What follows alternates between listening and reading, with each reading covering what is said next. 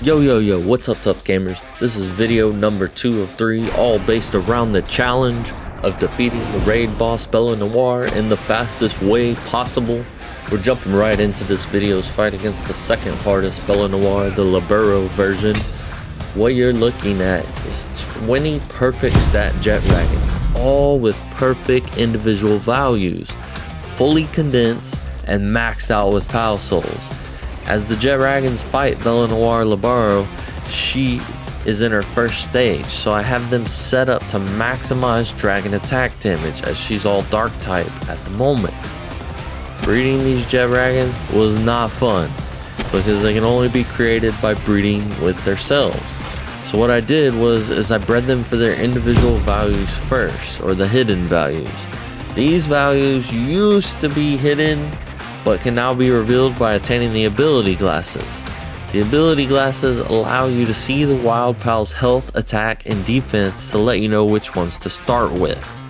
You can attain the ability glasses by farming the first and easiest Bellanoir for her loot, which will include a core, the major ingredient you will need to craft them. You will need 5 total cores, so essentially 5 fights with Bellanoir. You can do this solo without any Pal Box pals, and in video number 1 we showed you how to maximize your character's attack in order to accomplish this fight in around 30 seconds on normal settings, or you can do it in 1 second if you tweak the custom settings. While using these glasses, I never found a jetragon that started high with all 3 values, so I had to capture the highest male and female jetragon that I could find, and then I bred them in an effort to share their values.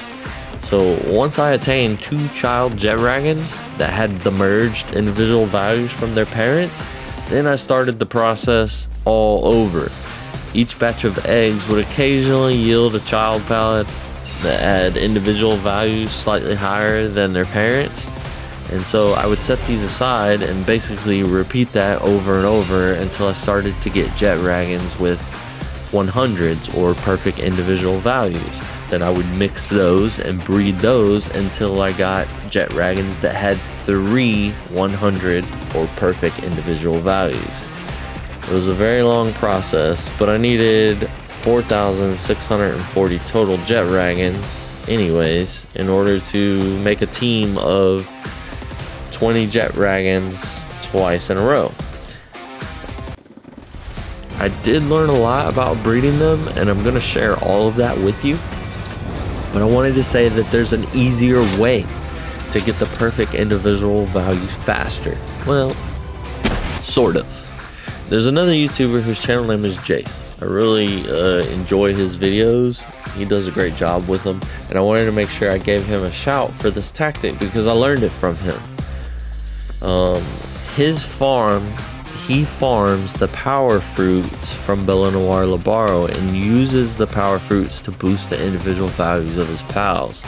So basically, if you can get your individual values of your pals close to 90, the fruit boosts the value by about 10 points and save you a lot of time so you can work on crossing passives instead. There's a caveat though. The fruits only come from Bellanoir Libero, the second hardest Bella fight. For me personally, I hadn't beaten her yet and I didn't cheese it, so it didn't matter. The long way was the only way unless I wanted to cheese it with the campfire trick, which was recommended me to by a commenter, Thomas. I should have listened to him, but I didn't. Sorry, bud. So while you're knocking out all these jetragon eggs, you're gonna need space. Lots and lots of space. I recommend setting up your second base for breeding. My first base is still in its original spot, and that's where I do a little bit of everything.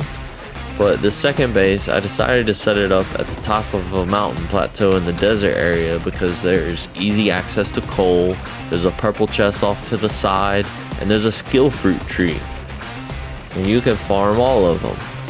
It also helps if you have raids turned on that they don't come up here, but neither does the Wandering Merchant, unfortunately. I built the base on 2 levels. The bottom level has 4 breeding ranches, and the top level has food plots, a POW ranch, and then I stacked the rest of the area with viewing boxes so I could store all the POWs until I was ready to condense them. You should note though, even though I was going mainly for individual values during breeding at first, I maintained the breeding combination with the passives Legend and Divine Dragon. That's because these 2 passives are not random. They're exclusive to Jetragon. I mean, the Legend one comes with 3 other pals, but they're exclusive to Jetragon. And you have to maintain them throughout the breeding process. The end goal was to get perfect Jetragons with the passives Legend, Divine Dragon, Ferocious, and Musclehead. And that's because we're trying to maximize the attack stats to kill the Bellas as quickly as possible. That's what this challenge is all about. That's why I'm doing this. The challenge is to kill the Bellas as quickly as possible. When you're choosing pals to breed and trying to get certain passives, I found my best turnout was always when I had 3 desired passives on one Jetragon and bred it with 1 desired passive on the other. I always seem to get the most desirable eggs from that combination. I don't know why. Leaving a blank spot for the passives is perfectly okay. You can have 4 total spots, right? But breeding Jetragons with a desirable passive and a bunch of undesirable ones, like Coward or I don't know, anything in the red, it never worked in my favor. It's much better, in my opinion, to breed Jetragons that only have the desired traits. Whether it's a single one, 2, 3, or 4, it doesn't matter the combination. Using my new breeding base and a breeding ranch at my original base, I was able to pump out 100 eggs each cycle, with each breeding ranch maxing out at 20 eggs before you have to pick them up. I had one more breeding base at my original base that I didn't really utilize at the beginning, but I would recommend breeding Anubis in that base while you're breeding your army of whatever POW you're using, Jetragons or whatever, and that way you can harvest Anubis for large POW souls, so when you get your 20 perfect POWs, you can pump or enhance them with the POW souls. The last hurdle in the process is pumping out cakes. Building a cake farm is easy, but getting the quantity of ingredients you'll need to produce 120 eggs can be a little more difficult. In my second base, I maximized the production of wheat with 4 wheat plots. 2 berry plots are more than enough. 1 bee guard in each base had no problem keeping up. The items you will run out of constantly is the milk and eggs, and that's because they're used a lot in the ingredients to craft the cake. While I do have mozzarella and chickpea in each power ranch, I augment the number I need by simply fast traveling to the small settlement, purchasing eggs and milk from the merchant, then I use my homeward thundercloud to get back to base. If you have trouble getting money or gold coins, check out my video on farming the black marketeer. The other thing you can do to maximize gold coins in Palworld is crank up your POW appearance rate in custom settings and the player's damage and farm Palladius and Necromus. Then sell the loot they drop. They drop diamonds and POW entrails or precious entrails. So now that we've went over all that, let's sum up everything about maximizing attack damage and POW can do. 1. Maximize individual values through breeding and utilization of Powerfruits. 2. Choose your passives. Breed them into your POWs while you're trying to get the maximum individual values. You're killing 2 birds with 1 stone. 3. Save the POWs you don't want in viewing cages so you can fully condense each POW that you do want. 4. Simultaneously breed Anubis so you can harvest him for large souls and use them to enhance POW stats. 5.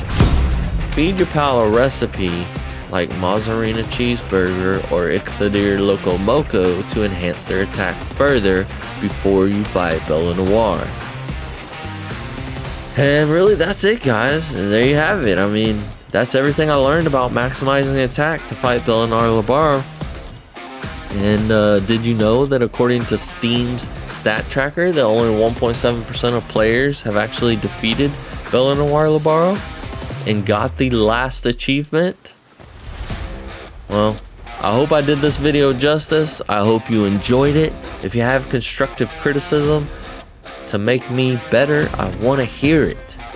If you have tips or additional advice and I use it, I will give you the shout and credit you deserve. Acknowledgement is very, very important to me.